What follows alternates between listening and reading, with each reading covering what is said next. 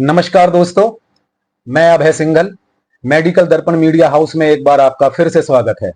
दोस्तों, आज हमारे साथ मौजूद हैं होलसेल केमिस्ट एसोसिएशन देहरादून के निवर्तमान अध्यक्ष मिस्टर संजीव तनेजा जी। संजीव तनेजा जी के बारे में मैं आपको सिर्फ इतना ही बताना चाहता हूं दोस्तों कि ये दूसरी बार लगातार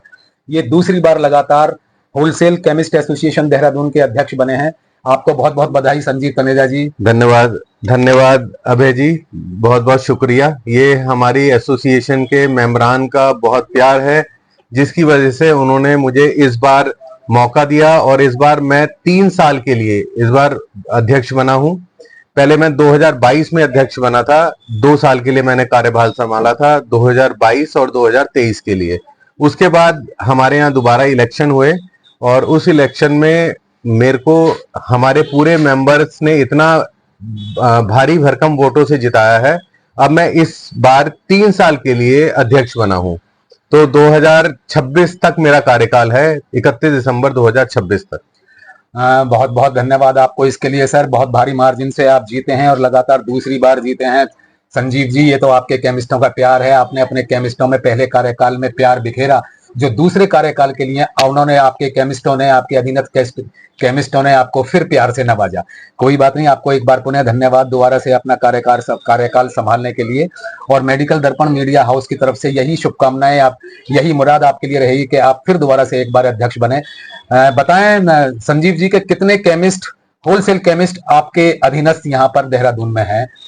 अभय जी, पहले एक समय था जब हमारे पास में देहरादून के अंदर 8 से 10 होलसेलर हुआ करते थे, लेकिन धीरे धीरे नंबर ऑफ होलसेलर्स बढ़ते चले गए और आज की तारीख में लगभग 300 से 400 होलसेल केमिस्ट देहरादून के अंदर बैठे हुए हैं।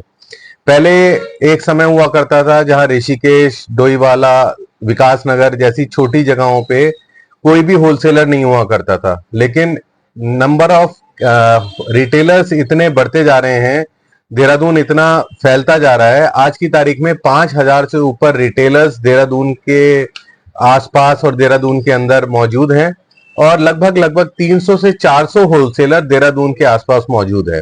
और विकास नगर जैसी छोटी जगह के अंदर भी लगभग 10 से 15 होलसेलर्स हो गए हैं और ऋषिकेश में भी 10 से 15 होलसेलर्स हो गए हैं। तो कुल मिला के अगर हम माने तो लगभग 400 साढ़े 400 होलसेलर्स इस देहरादून डिस्ट्रिक्ट में मौजूद है।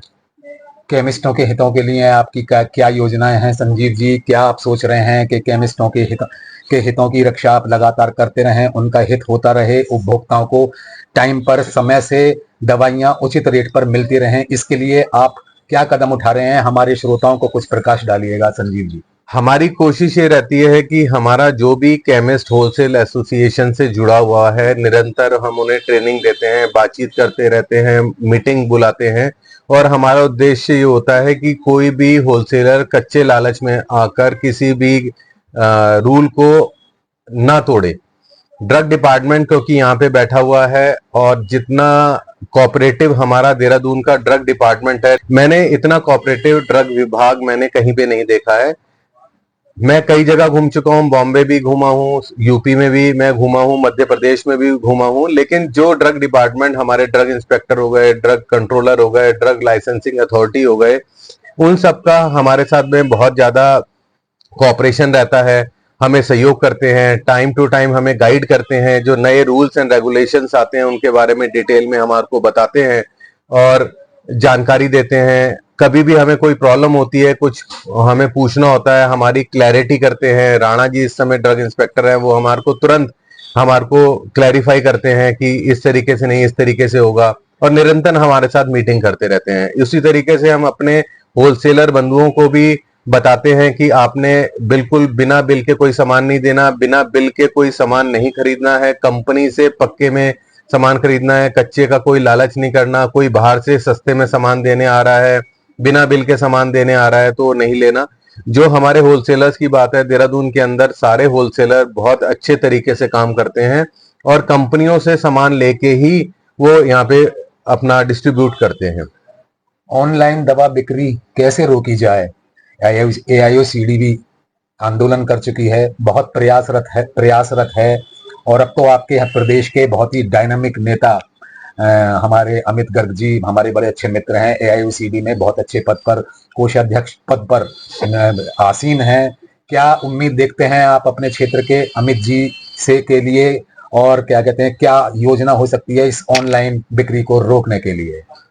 ये हमारा सौभाग्य है कि अमित गर्ग जी मेरे बड़े भाई इस समय एआईओसीडी के कोषाध्यक्ष हैं, और मेरी शुभकामनाएं और पूरे प्रदेश की शुभकामनाएं अमित गर्ग जी के साथ हैं, और हम उन्हें अध्यक्ष पद पे देखना चाहते हैं आने वाले समय के अंदर।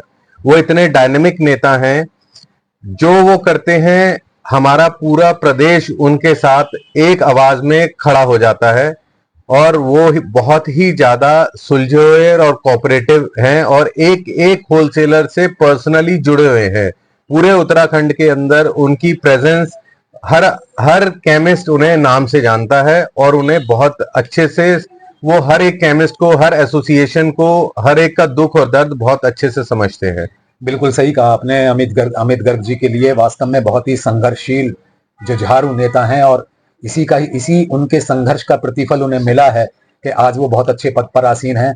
केमिस्टों को कोई संदेश देना चाहेंगे, अपने होलसेल के केमिस्टों को, जो आपके अधीनस्थ संजीव जी जितने भी केमिस्ट हैं, इस मेडिकल दर्पण मीडिया हाउस के माध्यम से क्या संदेश देना चाहेंगे?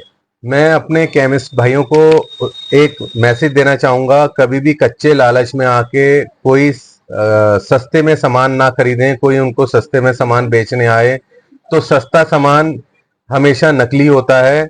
जो कंपनी से डायरेक्ट डीलिंग करें, कंपनी का पूरे बिल पे batch number, expiry, MRP check करने के बाद ही सामान खरीदें। कच्चे लालच में आने का मतलब है, क्योंकि बहुत उत्तराखंड, हिमाचल और आसपास के जगह में नकली दवाइयों का बहुत ही ज्यादा भंडार पकड़ा जा रहा है। तो मेरी अपनी होलसेल एसोसिएशन की तरफ से अध्यक्ष होने के नाते एक रिक्वेस्ट है, और मैं उन्हें सलाह भी दूंगा कि कोई भी नकली सामान, कोई भी बिना बिल के कोई आपको सस्ता सामान दे रहा है, उसके बहकावे में मत आए। कंपनी से डीलिंग करें, और जो रिटेलर आपसे सामान लेता है उन्हें पूरा पक्का बिल दें और पक्के की डीलिंग करें। दवा कंपनियों को कोई संदेश सर? दवा कंपनियों को मैं संदेश देना चाहूंगा कि कुछ कंपनियों ने हमारे ऊपर बैन लगाया है कि पूरे उत्तराखंड के अंदर किसी भी कंपनी के 50, 100, 200 होलसेलर हैं। अब कंपनियों का इस तरीके से हो गया है कि वो कहते हैं जिस बैच का माल आपने खरीदा है उसी बैच की हम एक्सपायरी लेंगे। तो मेरी दवा कंपनियों से हाथ जोड़ के विनती है, अनुरोध है कि हमारे केमिस्ट भाइयों के हितों का ख्याल रखें।